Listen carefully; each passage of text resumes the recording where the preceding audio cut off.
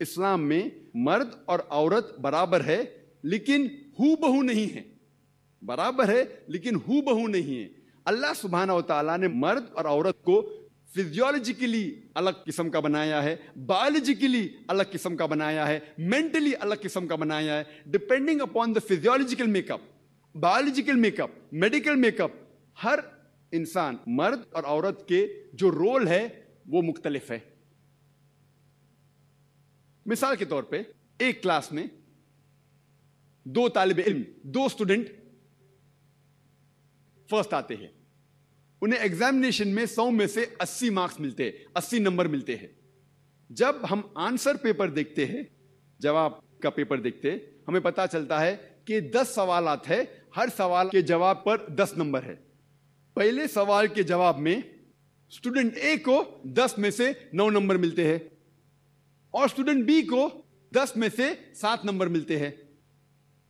دوسرے سوال کے جواب میں اسٹوڈنٹ بی کو 10 میں سے 9 نمبر ملتے ہیں اور اسٹوڈنٹ اے کو 10 میں سے 7 نمبر ملتے ہیں. تو جواب نمبر 1 میں اسٹوڈنٹ اے اسٹوڈنٹ بی سے آگے ہے, 1 درجہ اضافہ ہے. جواب نمبر 2 میں اسٹوڈنٹ بی کا درجہ اسٹوڈنٹ اے سے آگے ہے. باقی سوالات کے جواب میں دونوں اسٹوڈنٹ اے اور بی کو 10 میں سے 8 ملتے ہیں. اگر ہم جوڑیں گے دونوں کو 100 میں سے 80 نمبر ملتے ہیں, یعنی 80%. لیکن جواب نمبر 1 میں اے آگے ہے, اسٹوڈنٹ اے آگے ہے. جواب نمبر بی میں اسٹوڈنٹ بی آگے ہے. باقی جوابوں میں دونوں برابر ہے. اسی طریقے سے اسلام میں عورت اور مرد کا درجہ برابر کا ہے, لیکن کس مقام پہ, کس چیز میں آدمی کا ایک درجہ آگے ہے, کس چیز میں عورت کا. مثال کے طور پہ اگر میرے گھر میں ایک چور آتا ہے اور چور گھس جاتا ہے میرے گھر میں نہیں کہوں گا کہ میں وومن رائٹس میں مانتا ہوں, میں مانتا ہوں کہ خواتین اور مرد ایک دم یکساں ہے. میں نہیں کہوں گا میری بیوی سے, میری بیٹی سے جا کے چور کا مقابلہ کرو, کیونکہ میں جانتا ہوں کہ اللہ سبحانہ و تعالیٰ نے آدمی کو فزیکلی اسٹرانگر بنایا ہے اور طاقتور بنایا ہے. اور ایک قرآن مجید کی آیت ہے سورہ نساء کی سورہ نمبر 4 آیت نمبر 34 کہ اللہ سبحانہ و تعالیٰ نے مرد کو فزیکلی اور طاقتور بنایا ہے. تو طاقت میں مرد کا ایک درجہ اونچا ہے. جہاں تک کہ والدین کا ساتھ دینا ہوتا ہے, کمپینین شپ, لو, عزت, اس میں جیسے کہ میں نے کہا والدہ کو 3 گنا والد سے زیادہ درجہ ہے. اس کے اندر عورت کا درجہ آدمی سے زیادہ ہے. اسی طریقے سے اگر ہم کلی طور پہ دیکھیں گے اسلام میں عورت اور مرد برابر کے ہیں. کچھ چیز میں ایک درجہ مرد کا آگے, کچھ چیز میں خواتین کا ہے. اگر آپ میری کیسٹ دیکھیں گے وومن رائٹس ان اسلام, خواتین کے حقوق, اس میں اس کا تذکرہ کیا گیا ڈیٹیل کے اندر. اسلام میں ہم یہ نہیں مانتے کہ اللہ سبحانہ و تعالی خدا خصوصاً صرف ایک قبیلے کے ہے یا صرف ایک رنگ کے انسان کے ہے.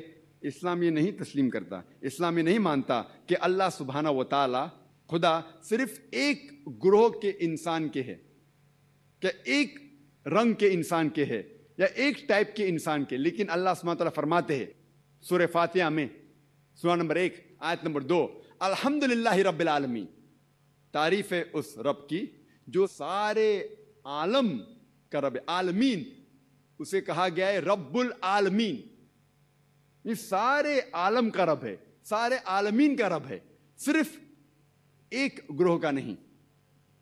اور قرآن مجید میں اللہ تعالیٰ فرماتے سورہ ناس میں سورہ نمبر 114 آیت نمبر 1 قل اعوذ برب الناس, کہ وہ رب الناس ہے, سارے انسانوں کا رب ہے, خصوصاً صرف مسلم کا یا عربوں کا نہیں ہے, وہ سارے انسانوں کا رب ہے.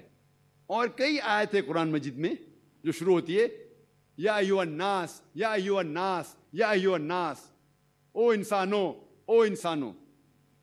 اسلام میں اللہ سبحانہ و تعالی سارے عالمین, سارے انسانیت کا رب ہے. اور قرآن مجید میں عالمی بھائی چارہ کے لیے کئی فارمولاز دیے گئے ہیں, کئی چیز ذکر ہے قرآن مجید میں. سارے پوائنٹس کا ذکر کرنے کا وقت نہیں ہے, کچھ چند باتیں کروں گا میں. اللہ تعالیٰ فرماتے سورہ مائدہ میں سورہ نمبر 5 آیت نمبر 32, اللہ تعالیٰ فرماتے اگر کوئی بھی انسان کوئی بھی دوسرے انسان کا قتل کرتا ہے صرف 2 وجہ کو چھوڑ کے, ایک وہ قاتل ہو یا اس دھرتی پہ فساد کر رہا ہو, یہ 2 وجہ چھوڑ کے اگر کوئی بھی انسان دوسرے انسان کا قتل کرتا ہے وہ ایسا ہے کہ ساری انسانیت کا قتل کیا. کوئی بھی انسان چاہے مسلم یا غیر مسلم ہو, کوئی بھی دوسرے انسان چاہے مسلم یا غیر مسلم ہو, اس کا قتل کرتا ہے 2 وجہ کو چھوڑ کے. وہ انسان قاتل نہیں ہونا چاہیے اور اس دھرتی پہ فساد نہیں کرنا چاہیے. اگر وہ دوسرے انسان کا قتل کرتا ہے مسلم یا غیر مسلم ہو, وہ ایسا ہے کہ ساری انسانیت کا قتل کیا. اور آیت میں آگے ہی لکھا ہوا ہے کہ اگر کوئی انسان کوئی دوسرے انسان کی جان بچاتا ہے وہ ایسا ہے کہ ساری انسانیت کو بچایا ہے. قتل کرنا حرام ہے, ممنوع ہے. اللہ تعالیٰ بھی فرماتے ہیں کہ چوری کرنا غلط ہے, حرام ہے. اور اسلام میں جو تیسرا پلر ہے, تیسری بنیاد جو اسلام میں ہے, جسے کہتے ہیں زکوٰۃ. زکوٰۃ مانے کہ ہر شخص جس کے پاس نصاب سے زیادہ دولت ہے, 85 گرام سونا سے زیادہ دولت ہے, وہ شخص ہر سال, ہر لونر ایئر, ہر قمری سال 2.5% اس دولت سے غریبوں کو دے. اسے کہتے ہیں زکوٰۃ. اگر ہر امیر انسان جس کے پاس 85 گرام سونا سے زیادہ دولت ہے اگر اپنا 2.5% غریبوں میں بانٹے تو ساری دنیا سے غریبی ہٹ جائیں گی. کوئی بھی شخص دنیا میں بھوکا نہیں مرے گا.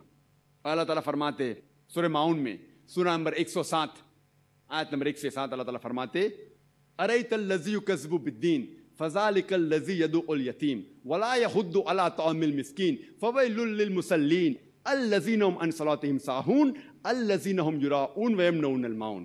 جس کے معنی ہے آپ ان لوگ کو نہیں دیکھتے جو آخرت میں نہیں یقین کرتے.